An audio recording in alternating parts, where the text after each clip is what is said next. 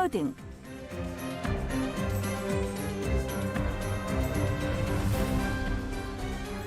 네, 주간인물 토크쇼 여의도 신호등 오늘도 두 분 모셨습니다. 현근택 변호사님 안녕하세요. 네, 안녕하세요. 금요일을 부르는 남자, 주말을 부르는 남자 현근택입니다. 갑자기 그런 말씀하세요. 안 하던 걸 하시네. 어쨌든 주말이잖아요. 예. 네. 그리고 김태현 변호사님은 안녕하세요. 전화로 연결할 줄 알았는데 오늘 뛰어오셨네요. 저 뛰었어요? 네. 무슨 말씀이에요? 아까부터 하시는. 두 분 다 오늘 제 말씀을 잘 안 듣는 분위기인데 마지막이라고 많이 빠졌어요, 두 분 다. 자, 오늘 어떤 분들을 골라오셨는지 대략 짐작이 되는데 짐작대로 불러오신 것 같아요. 자, 김태현 변호사님은 누굽니까? 원장님. 원장님이요? 네. 누구죠? 저기 저 김원장 기자요? 네, 아니요, 저 서초동에 계시는 원장. 농담을 마지막. 김명수 대법원장. 아, 대법원장. 원래 원장님 그러니까 좀 네. 제가 특이하네요. 제가 하다 대법원장 여의도 신호등 가져올 일이 생길 거라고 생각도 못했어요.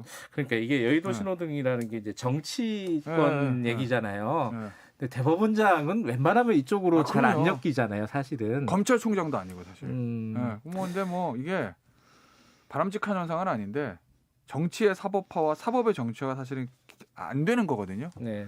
근데 현실이 그렇게 돼가요, 자꾸. 음. 여의도와 서초동을 그냥 직통으로 연결하는 통로들이 자꾸 생겨가지고 거리가 가까워요. 한 20분 가깝긴 하죠. 이상한 농담을 자꾸 하시네 오늘. 네. 마지막이니까 마음대로 하세요. 빨간불이죠, 그러면 당연히. 빨갛다 못해 그냥 시뻘겋죠. 뭐 더 이상 빨간 거 칠할 게 없어요. 근데 자 그러면은 이게 얘기를 그 판사 탄핵까지 이제 가면은 이게 엄청 길어집니다, 얘기가. 근데 뭐 물론 그게 안 들어갈 수는 없겠지만은 일단은 요 대법원장에 좀 집중해서 얘기를 한번 해보죠. 대법원장이 그러니까 대법원장이 공개한 건 아니고 공개된 그 파일에 보면은 탄핵 때문에 뭐 사표 못 받겠다, 탄핵을 해야 되니까 사표 못 받겠다 이럴 수도 있고 좀 어쨌든 그 말 자체가 해석이 좀 어렵더라고요. 어떻게 보셨어요? 그러니까 거짓말 논란 말고 말 자체만. 네, 말 보죠. 자체가 말 자체만 보면 이게 결론과 논거가 맞아야 되거든요. 네. 그러니까 평생 이제 재판만 해왔던 사람의 내공을 보여주겠다. 이게 처음에 지명됐을 때 얘기였잖아요. 네? 평생 재판만 한 사람의 내공. 네. 근데 평생 재판만 한 사람의 내공이라면 논거와 결론이 맞아야 되는데 그 말 자체가 보면 그게 안 맞아. 그래서 아마 김경래 기자도 이게 무슨 말이지 그러셨을 거예요. 예를 들어서 임성구 부장 앞에 있는데 당신 말이야 잘못한 거잖아. 1심 무죄 받았어도 위헌적 행위라고 판결이 나오대. 이런 거 하면 안 되는 거잖아. 그럼 당신 벌 받아야지. 그럼 탄핵되는 게 나는 맞다고 생각해. 탄핵 안 되면 나는 징계위원회들 열어서 다시 당신 이걸로 다시 징계할 거야. 그러니까 나 사직서 수리 못 하겠어. 이러면 논거와 결론이 맞죠. 그죠? 근데 저 원장의 얘기는 당신은 임기도 얼마 안 남았고 1심도 무죄 받았고 그다음에 또 뭐 있었지? 탄핵 나는 현실성도 없고 필요도 없다고 생각해. 그럼 결론이 그러니까 사표 내가 받아줄게 이거여야 되는데 그런데 정치적 상황을 고려하면 말이지 국회에서 뭐라 그럴 것 같은데 그러니까 안 받겠어. 이거는 논거와 결론이 안 맞아요. 거기서 좀 꼬였네요. 논거와 결론이 안 맞는 거지. 그럼 뭐야? 자기 말 맞다나 당신은 내가 사표 받아주는 게 맞는데 몸도 안 좋으니까 탄핵도 필요 없고 탄핵도 안 될 거고 1심도 무죄 받았고 임기도 얼마 남았고 억울하잖아. 하지만 정치적 상황 고려. 이건 뭐죠? 그러니까 원장이 왜 정치적 상황을 왜 고려하는 거예요, 내 얘기는. 그러면은 얘기가 끝났어요? 그러면은 아직 안 끝났네요, 보니까. 어떤 문제에 오해가 생기냐? 그럼 이 사람 판결할 때도 정치적 상황 고려한다는 얘기죠. 거의 너무 많이 나간 거 아니에요? 그러니까 왜 고려하냐는 거지. 대법원장이 정치적 상황을. 알겠습니다. 자, 지금 현근택 변호사님이 표정이 안 좋아요, 네, 지금. 김태현 변호사도 뭐 변호사 많이 해보겠지만요. 변호사 많이 하는 게 아니라 변호사예요.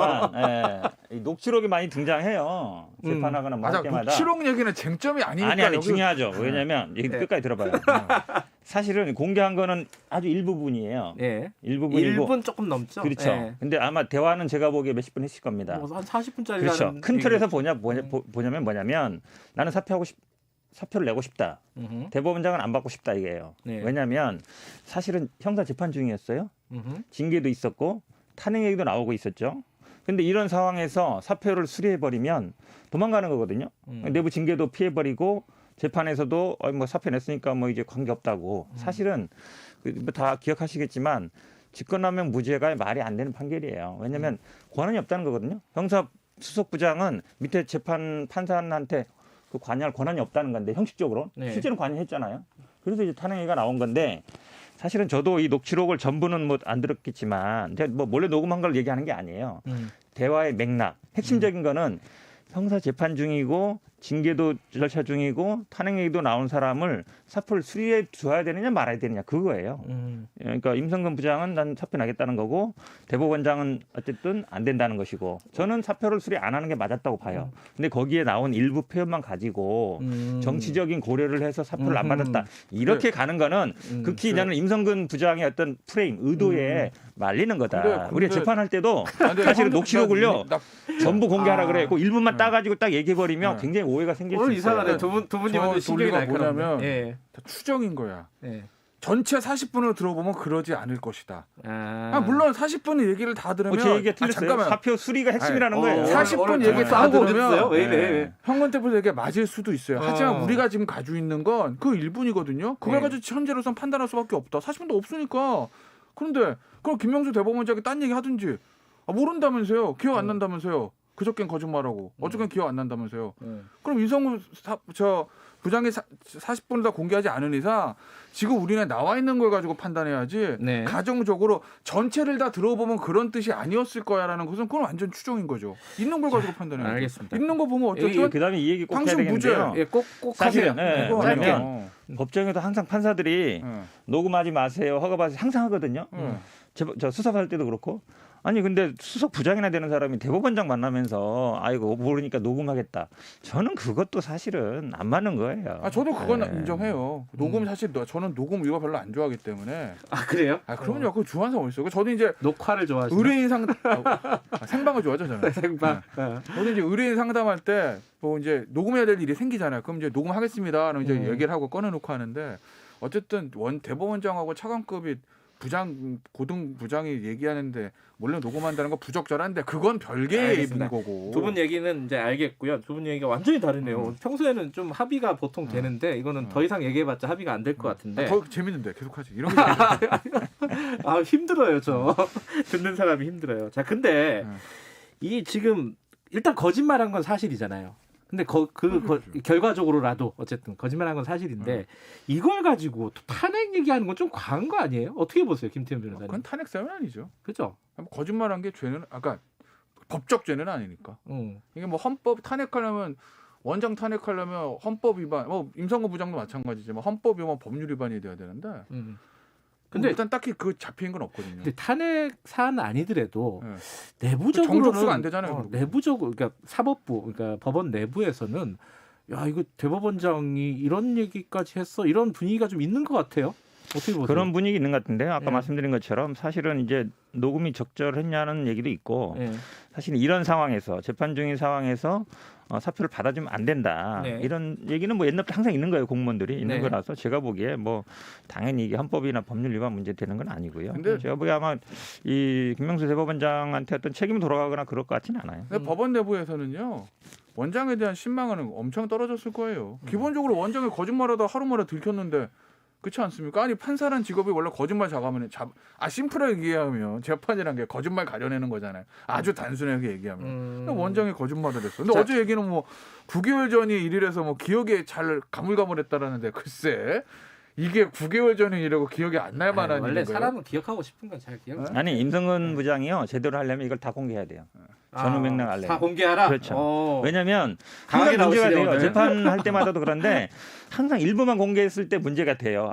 다 공개하는 게 차라리 제가 보기에 정정당당한 태도예요. 요거 이제 다 공개해도 저도 상관없는데 다 공개하면 김명수 원장 더 곤란해질 것 같은 느낌이 드는 거 왜일까요?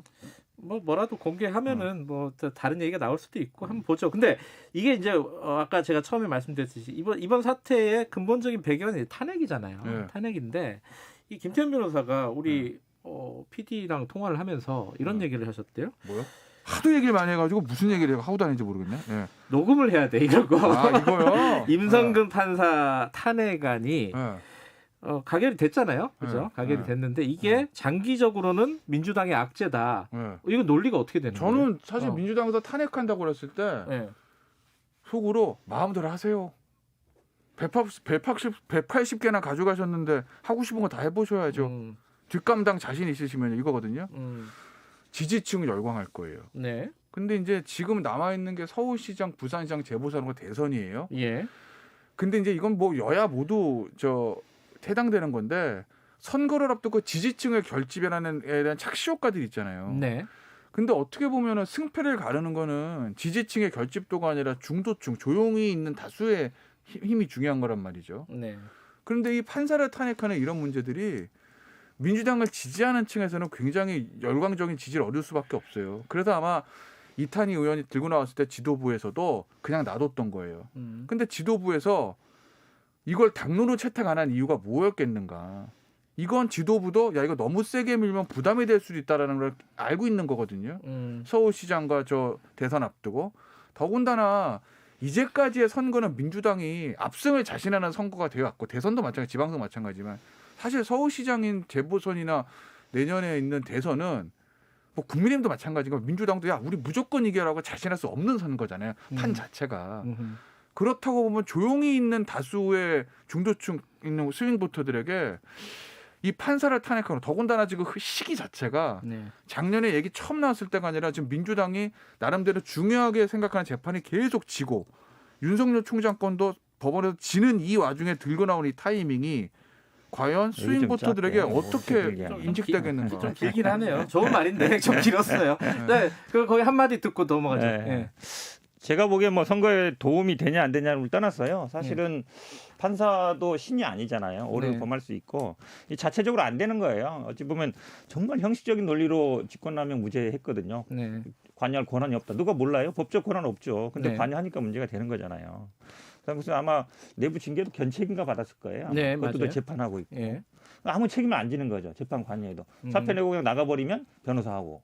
그러면 아무 문제가 안 되잖아요. 네. 그러니까 사법농단에 관련된 대부분의 분들이 다 이런 수순을 받고 있거든요. 네. 이거에 대해서 국민들은 제가 보기에 말이 안 된다고 생각할 거예요. 그리고 판사도 사실은 책임을 져야 됩니다. 그러니까 형사적인 민사적인 책임이 안 되다 보니까 결국은 정치적인 책임으로 오는 건데 네. 저는 뭐 선거 유불리를 떠나서 어쨌든 알겠습니다. 이번에 어쨌든 사법 개혁에 신호가 될 걸로 봅니다.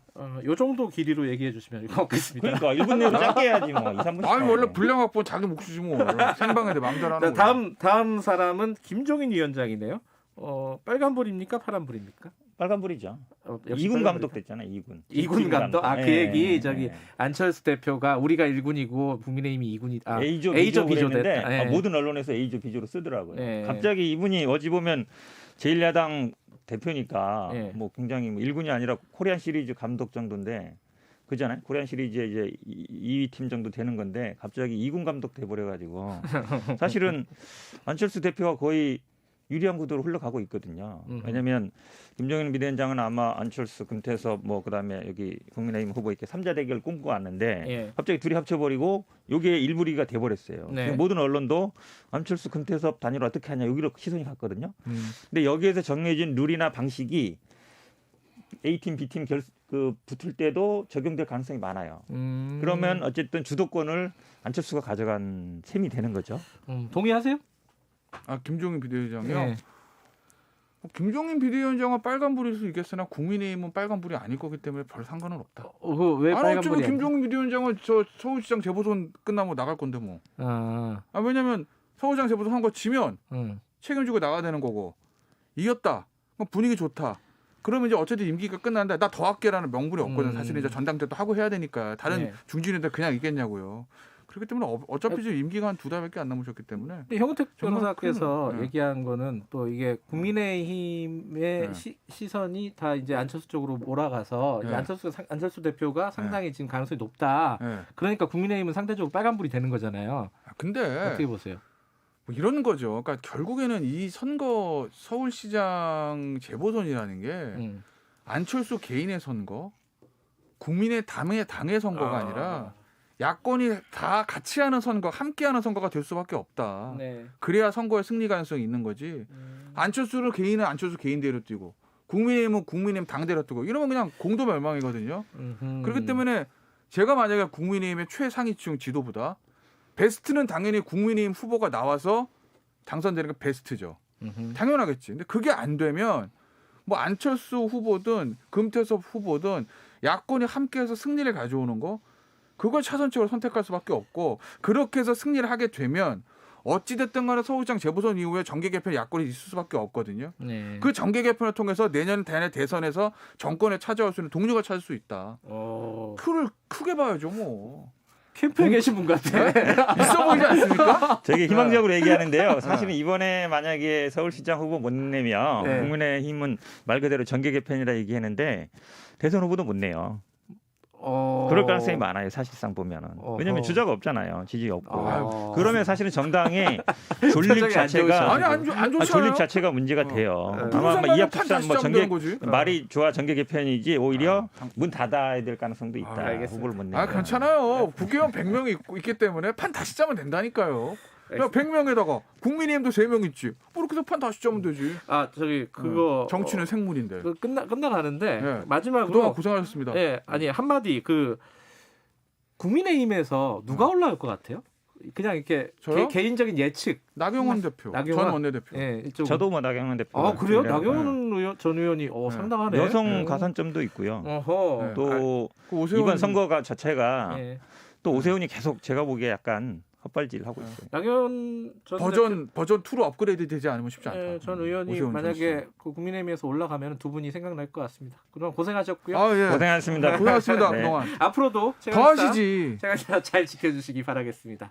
고맙습니다. 고맙습니다. 수고하셨습니다. 김태현 변호사님 그리고 현은택 변호사님이었습니다. 지금 시각은 8시 47분입니다.